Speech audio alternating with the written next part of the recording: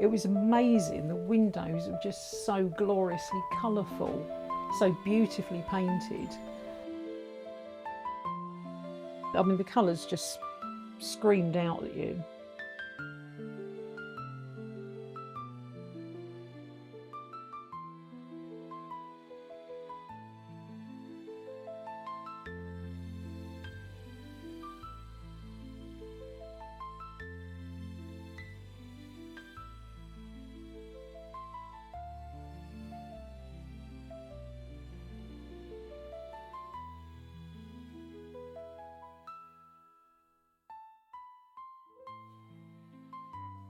It featured in the Paris exhibition of 1855, which is right in the middle of the Crimean War, 1853 to 56, with England, Britain and France as allies against the Russians. And on the window, significantly, St Denis of France stands on the left, the country's patron. St George of England is on the right, both soldier saints.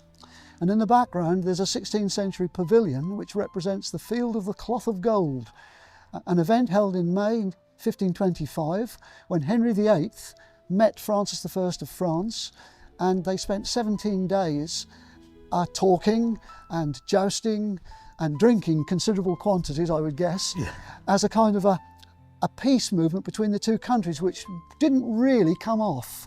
But everything comes together to suggest that the Lowestoft window has got politics behind it rather than anything else.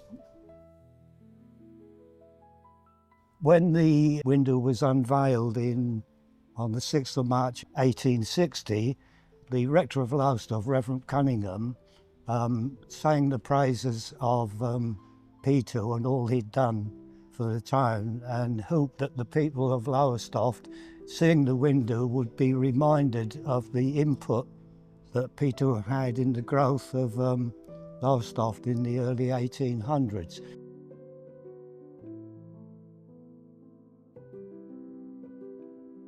So going to Lowestoft Town Hall initially was to assess the windows, just a little bit of repair. So of course they've got a lot of weathering, so they needed looking at. In these instances they're put in with putty, so we remove that, take the windows out.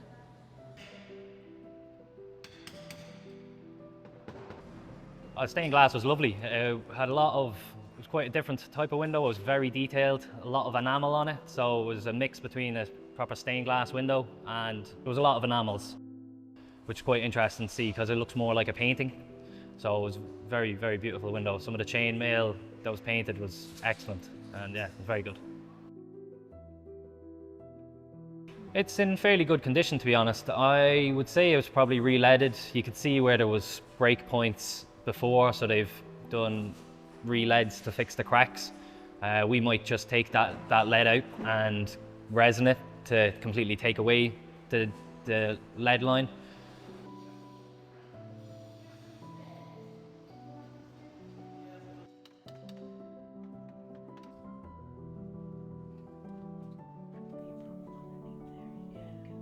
And then the process starts with photographs. So we photograph them in transmitted light and reflected light, just so that we've got all the condition of the paintwork, any damage that's there, previous damage that's existing and previous damage that's been repaired in the past.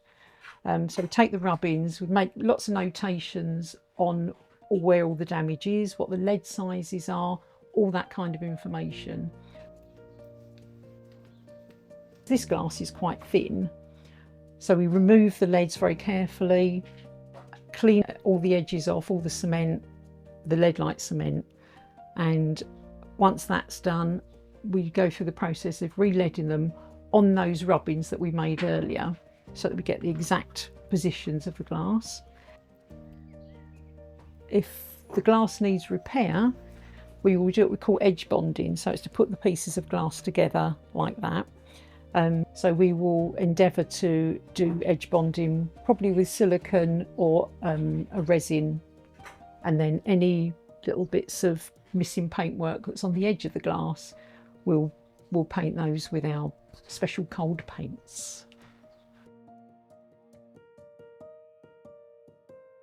When the windows go back, they will certainly be a lot cleaner. And as I say, a lot of the extraneous leads will be removed, so there'll be a bit more clarity to the design. I'm sure Dave would agree it's extremely important. Oh yes, I mean it's part of the original fabric. Yeah. And there's so much history behind it, not directly related to Lowestoft, but history of the time, and it's got a wider reach than just being the Lowestoft Town Hall window.